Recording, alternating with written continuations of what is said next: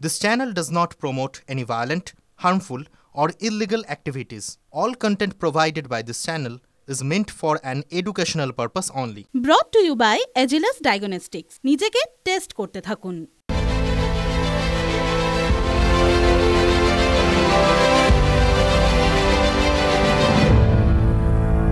শুরু করছি ঠোঁটকাটা স্পেশাল। শুরুতেই দুঃসময়। 3 দশক আগে লিখেছিলেন বুদ্ধদেব ভট্টাচার্য। সে ছিল নাটক, তবে এখন যেন আক্ষরিক অর্থেই দুঃসময়। মৌলবাদীদের দাপটে পদ্মা পাড় উত্তাল।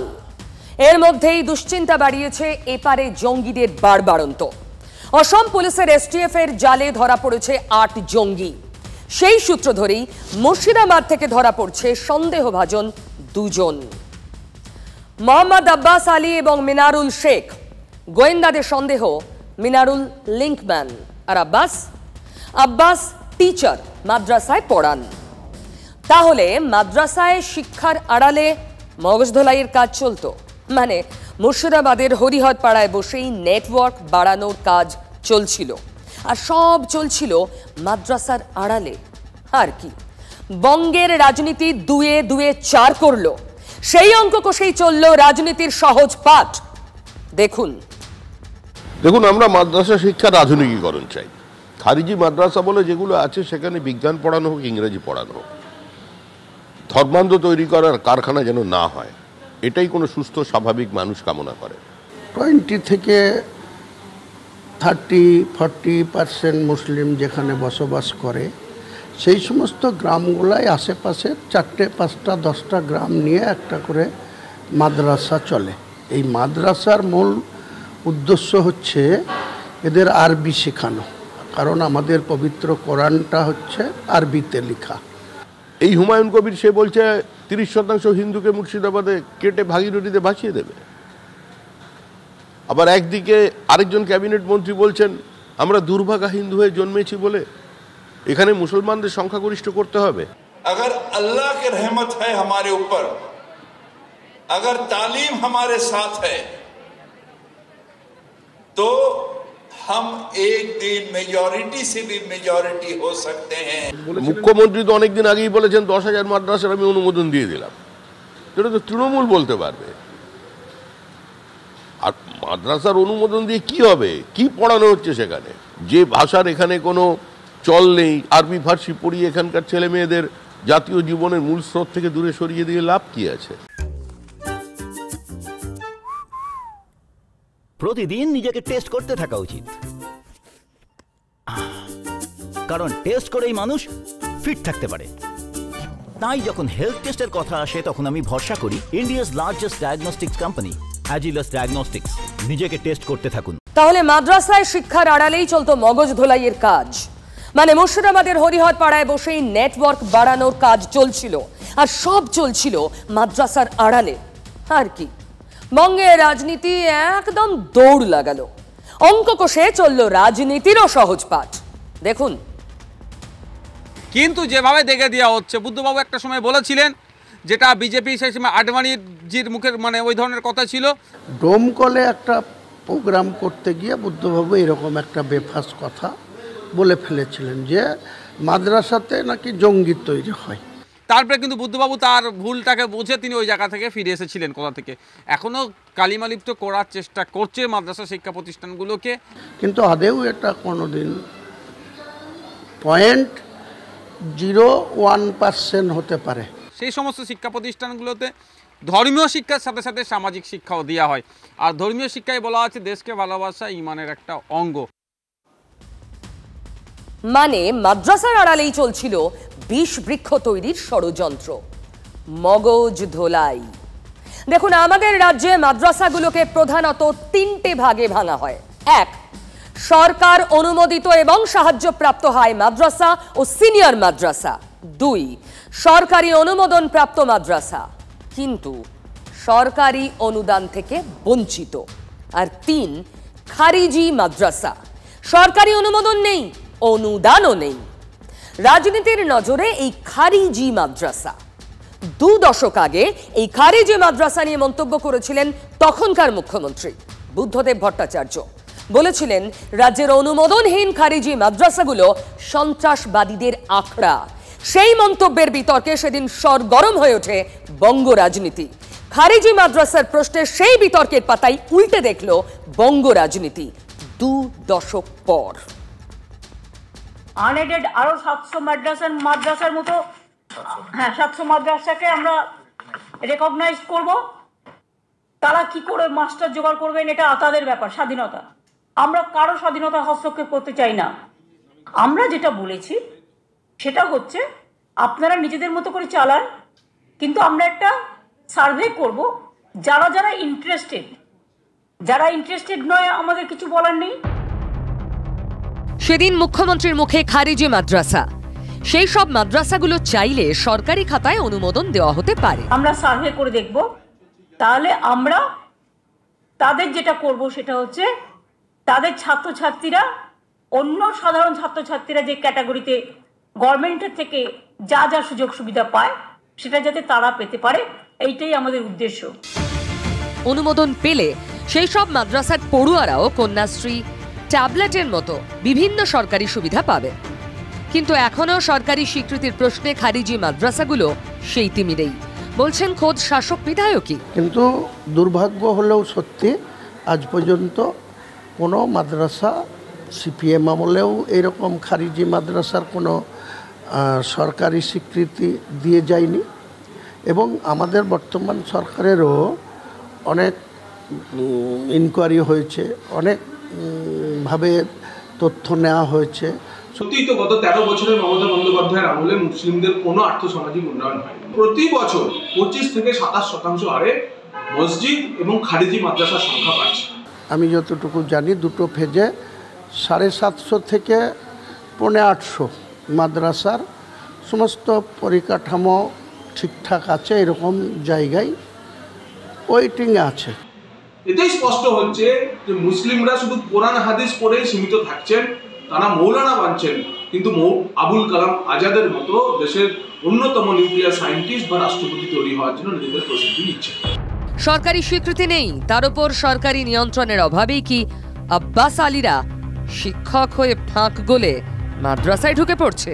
না, এটা বলাই যাবে না। কারণ সরকারের যদি অনুমোদিতও হতো তাহলেও তো সেই জায়গাটাতে সরকারি প্রসেসে যদি আপনাকে মাস্টার শিক্ষক নিয়োগ হতো তাহলে সেখানেও তো অনেক ধরা পড়ে। প্রশ্নে আবার সেই নিয়োগ তাহলে মানে নজরদারি থাকলেও ছদ্মবেশী কোনো জঙ্গির নিয়োগ যে হতো না, হুমায়ুন কবির সেই গ্যারান্টি দিতে পারছেন কই? অতকিম নজরদারির ফাঁক গলেই মাদ্রাসায় ঢুকে পড়ল সন্দেহভাজন আব্বাস। তারপর মগজ ধোলাই। প্রশ্ন এখানেই, খারিজি মাদ্রাসায় নিয়োগে পরিচয় যাচাইয়ের কোনো ব্যবস্থা নেই?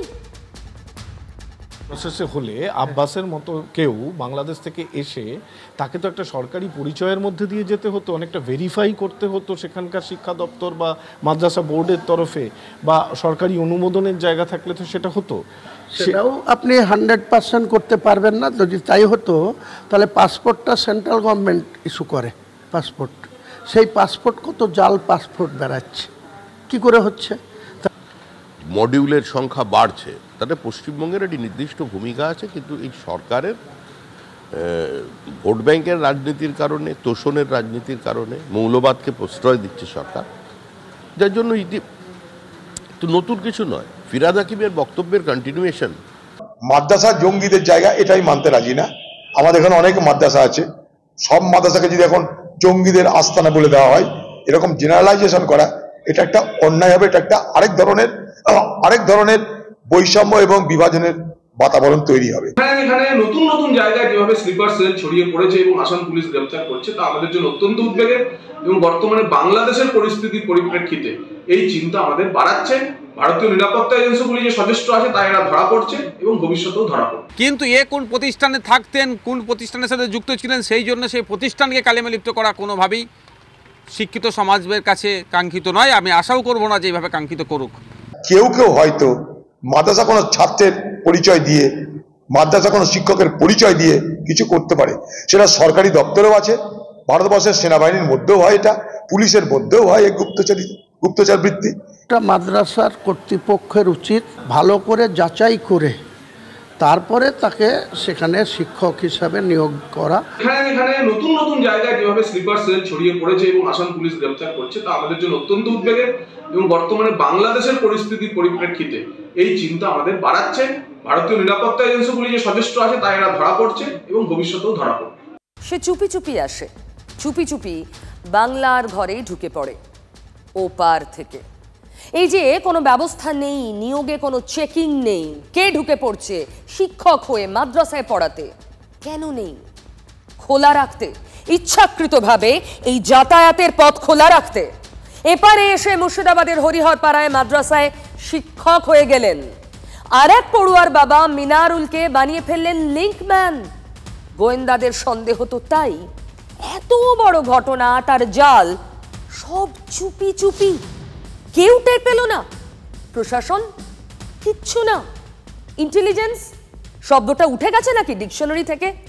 আচ্ছা, বাংলা কি ক্রমেই জঙ্গিদের সেফ জোন হয়ে গেল? আমরা বলছিলাম সেফ করিডোর হিসেবে ব্যবহৃত হয় বাংলা, এখন তো সেফ হেভেন। বাংলা এলেই মুক্ত রাজ্য। আসাম পুলিশের এই যে তল্লাশি, সেই তল্লাশিতে বাংলার বুকে আবার একটি খাগড়াগড়ের মতো বিস্ফোরণ হয়তো এড়িয়ে যাওয়া সম্ভব হয়েছে বলেই আমাদের মনে হচ্ছে। আজব কথা, ত্রিপুরায় ধরা পড়লে সেটা পুলিশের ক্রেডিট, আর পশ্চিমবঙ্গে ধরা পড়লে সেটা ক্রেডিট নয়। ঢুকছে কি করে? তাহলে এই ধরনের যাতে ঘটনা না ঘটে তার জন্য যে ব্যবস্থা নেওয়ার দরকার, পুলিশকে কি রাজ্য সরকার বা কেন্দ্র সরকার সীমানায় কি সেই নজরদারি বাড়াচ্ছে বলছে? সেটা বড় প্রশ্ন। জানবেন টিপ অফ দ্য আইসবার্গ, হিমশৈলের চূড়া মাত্র। এটা আজকের ঘটনা নয়, এটা বহুবার ধরে, বহু বছর ধরে এই প্রক্রিয়া চলছে। পার্লামেন্টে আমরা একাধিকবার এই কথা বলেছি যে ভারতবর্ষ এবং বাংলাদেশের সীমান্ত আগামী দিনে আমাদের দেশের জন্য ভালনারেবল হবে, সরকার যেন নজর দেয়। রাজ্যগুলোকে টাইট কিভাবে করবে না করে নিজের দায়িত্বটা পালন করো। বিএসএফে তোমার আন্ডারে, তুমি বিএসএফকে সক্রিয় করো যাতে ক্রস বর্ডার টেরোরিজম সেটা যাতে না হয়। অন্য নিজের দেশকে প্রোটেকশন রাখা এটা স্বরাষ্ট্রমন্ত্রীর মেন কাজ, সেটার থেকে ফেল করছে। বাংলাদেশ, নেপাল, ভুটান হয়ে পাকিস্তানের আইএসআই যোগ বা অন্যান্য জঙ্গি যোগের যে নেটওয়ার্ক, সেটা আজকের না, বহু পুরানো। বর্তমানে বাংলাদেশের অস্থিরতার সুযোগ নিয়ে জঙ্গিরা হয়তো একটু বেশি তৎপরতা দেখাচ্ছে। এই তৎপরতার জন্য আমাদের নিরাপত্তা এজেন্সিগুলি তৈরি আছে, যথাযথ ব্যবস্থা নেওয়া হবে। কৃতিত্বের কাড়াকাড়ি খুব চেনা গল্প। আচ্ছা, তৃণমূল যে দাবি করছে যে এরা ঢুকছে কি করে, বিএসএফ কি করছে, ওটা তো কেন্দ্রের দায়িত্ব, ধরে নিচ্ছি ঠিক। আচ্ছা, ঢুকে পড়ার পর এই যে আধার কার্ড, প্যান কার্ড, পাসপোর্ট, সমস্ত নথি, এমনকি রেশন কার্ড, জাল হাতে হাতে পাওয়া যাচ্ছে, কে করে দিচ্ছে? এই বাংলার ভূখণ্ডে এই চক্রগুলো কারা চালাচ্ছে? কার দায়িত্ব? কেন্দ্রের? তৃণমূল নেতারা অবশ্যই এই বিষয়ে কিছু বলছেন না। এটাই তো রাজনীতি। তাই এই বঙ্গের রাজনীতির জল কদ্দূর যাবে? ওপারে বাংলাদেশ তো উত্তাল, আর এপারে বাংলার পুলিশ প্রশাসন আরো বেশি সতর্ক থাকলে এমন সুযোগ জঙ্গিরা নিতে পারত কি? বিরোধীরা অবশ্য শাসককে দুষতেই ব্যস্ত। পাসপোর্ট হয়ে যাচ্ছে, আধার কার্ড হয়ে যাচ্ছে, রেশন কার্ড হয়ে যাচ্ছে, আরও নানাবিধ যা যা দরকার সেগুলো পেয়ে যাচ্ছে আসার সঙ্গে সঙ্গে। হাউ পাসপোর্ট পাওয়ার পেছনে তো পুলিশের একটা এসবি বা আইবির, কলকাতায় এসবি, বাংলায় আইবি, তাদের সমস্ত ভেরিফিকেশনের প্রয়োজন হয়। তারা কি করছে? আমাদের রাজ্যে এমন একটা অবস্থা তৈরি হয়েছে যেখানে রেশারেশি করে ভোট বাড়ানোর জন্য হিন্দু হিন্দু মুসলমান করছে। এইসব পরিস্থিতিতে স্লিপার সেলগুলো বেড়ে যায়, তারা আশ্রয় পায়, প্রশ্রয় পায়। হিংসা থেকে নয়, দেখতে পারি না বা পারি তার জন্য নয়। খুব ভালো করে বাংলা মানুষ বিচার বিশ্লেষণ করে দেখবেন, এই বাংলায় যদি আজকে মৌলবাদের প্রতিপত্তি বাড়ে, জঙ্গিরা যদি এই বাংলায় অপরাধের স্বর্গরাজ্য গড়ে তোলে, তাহলে তার জন্য দায়ী থাকবে আজকে বাংলার মুখ্যমন্ত্রী মমতা ব্যানার্জি। সীমান্ত তো পশ্চিমবঙ্গ পুলিশ পাহারা দেয় না, তো ঢুকছে কি করে? আগে বিজেপির নেতারা এই কৈফিয়তটা দিন যে বিএসএফ থাকাকালীন ঢুকছে কি করে। এটা যেন আমরা সংকীর্ণতার ঠুলি পড়ে চোখে দেখার চেষ্টা না করি। ভোটে জিতেছি, অতএব সব কিছু ঠিক হয়, অল ইজ ওয়েল। কারণ আমি ভোটে জিতেছি। ভোটে জেতার মানে অল ইজ ওয়েল নয়। পাকিস্তান বা বাংলাদেশের এই সমস্ত নাশকতামূলক কাজের সঙ্গে যুক্ত তাদের তো স্বর্গরাজ্য, এইটাই তো তাদের যাতায়াতের রাস্তা, এখান থেকেই তো তারা ছড়ায় সর্বত্র। তো বারবার প্রমাণিত এবং বারবার এই কথা বলা হয়েছে। কে জনবহুল এলাকায় মিশে গেছে পুলিশ ধরছে, একটা সূত্র দরকার। একটা সীমান্ত টপকে চলে আসার পর এত জনবহুল এলাকায় মিশে থাকা, সেখান থেকে ধরাটাও তো একটা যথেষ্ট, যারা ধরেন কঠিন কাজ করেন, কিন্তু সীমান্ত থেকে ঢুকছে কি করে সেটা তো বিজেপির দায়িত্ব, সেটা রুখতে পারেন না কেন? ভয় দেখানোর কি মরিয়া এবং ব্যর্থ চেষ্টা করেই যাচ্ছে। আজ আবার করেছে, লুঙ্গিতে নাকি মালকোচা মারবে, শুনুন। মনে রাখবেন, আমরা যদি একবার লুঙ্গিটা মালকাছা মারি, কি লুঙ্গিটা যদি একবার মালকাছা মারি, দিল্লি পর্যন্ত খবর হয়ে যাবে। বাংলাদেশকে কিন্তু দুর্বল ভাববেন না। ছি ছি, কি বলছেন এসব? বিএনপি নেতা বাংলাদেশের, উনি আসলে শুভেন্দু অধিকারীর করা আগের একটি মন্তব্যের উত্তর দেওয়ার চেষ্টা করছিলেন, করেই নিজে আবার খোরাক হয়ে গেলেন বাকি বাংলাদেশি নেতাদের মতো। বলে 4 ঘন্টায় কলকাতা দখল করব। আছে কিছু তোদের, হাসিমারাতে 40টা রাফেল আছে, আরো বহু জায়গায় আছে, কাছাকাছির নামটা বললাম। মাত্র 2টো রাফেলকে যদি উড়িয়ে দেয় ভারত, প্যান্টে বাথরুম করে ফেলবে ওরা। দেখুন, রোজ তৃণমূলের কুণাল ঘোষের সঙ্গে ঠোঁট কাটা নানা বিষয়ে দ্বিমত হয়, কিন্তু এই আগমার্কা হাস্যকর বাংলাদেশি বিএনপি নেতা নিয়ে কুণাল ঘোষের মন্তব্যের সঙ্গে আমি 200% একমত। বাচালতা, অপরিণত প্রলাপ, ভারত বিরোধী কথাবার্তার প্ররোচনা, তাদের লোক বিবৃতি দিয়ে জানাচ্ছে 2200 আক্রমণ, 2200 ঘটনা ঘটেছে। তা কেন্দ্রীয় সরকার কি করছে বসে? কুণাল বাবু তো আবার বন্দুকের নলটা কেন্দ্রের দিকে ঘুরিয়ে দিলেন। কেন্দ্র কড়া কথা শুনিয়েছে সংসদে, তারপর রাজনীতি নিজের পথ ধরেছে। আচ্ছা, সংসদের কথা যখন বলছি তাহলে এই কথাটা বলে দিই, কারণ ছবিটা ভালো, বড় ভালো। কারণ এখন তো আমরা দেখেছি যে কিভাবে রাজনৈতিক বিরোধিতা করতে গেলে অকথ্য ভাষায় একে অন্যকে আক্রমণ করা হয়, কিন্তু আক্রমণ এরকমও হয় ব্যাগ দিয়ে। ব্যাগ শুধু ফ্যাশন স্টেটমেন্ট নয়, কাঁধের ব্যাগ এখন প্রতিবাদের ভাষাও। প্রিয়াঙ্কা গান্ধীর ব্যাগ প্রতিবাদ ঠোঁট কাটাই দেখিয়েছিল। এবার উপহার পেলেন প্রিয়াঙ্কা, একই রকম কাঁধে ঝোলানো টোট ব্যাগ উপহার দিয়েছেন বিজেপির ভুবনেশ্বরের সাংসদ অপরাজিতা সারেঙ্গি। ভালো করে সেই ছবিটা দেখাবো। ঠিক প্রিয়াঙ্কার কায়দাতেই উপহারের ব্যাগটি বানানো হয়েছে, লেখা 1984, লাল রক্তের দাগ গড়িয়ে পড়ছে সেখান থেকে। দেখুন, এই সেই ব্যাগ। বুঝতে অসুবিধা হওয়ার কথা নয় যে 84 নির্বিচারে শিখ নিধনের প্রসঙ্গই প্রিয়াঙ্কাকে মনে করাতে চেয়েছেন বিজেপি সাংসদ, যে নিধন যজ্ঞে মূল অভিযুক্ত ছিলেন বহু কংগ্রেস কর্মী। প্রথমে প্রিয়াঙ্কা উপহার নিতে চাননি, পরে অবশ্য নিয়েছেন। প্যালেস্টাইন আর বাংলাদেশ, এই যে প্রিয়াঙ্কাকে উপহার দেওয়ার জন্য অপরাজিতা যাচ্ছেন, প্রিয়াঙ্কা অস্বীকার করছেন প্রথমে, পরে ব্যাগটি নিয়ে নেন। প্যালেস্টাইন আর বাংলাদেশ লেখা টোট ব্যাগ নিয়ে সংহতির বার্তা দিতে চেয়েছিলেন প্রিয়াঙ্কা।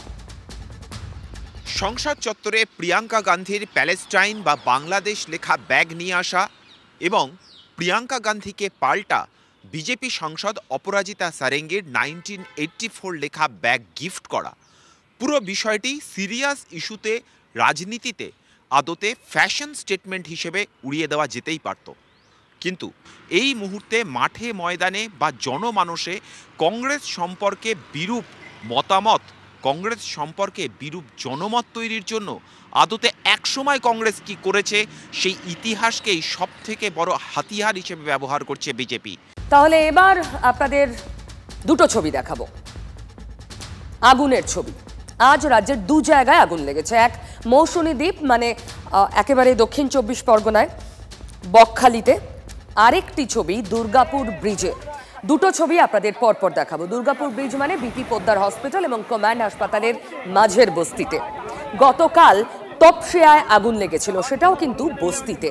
পরপর বস্তিতে আগুন লাগছে কেন, এই প্রশ্ন আজকের পর তো খুব বড় হয়ে সামনে এলো।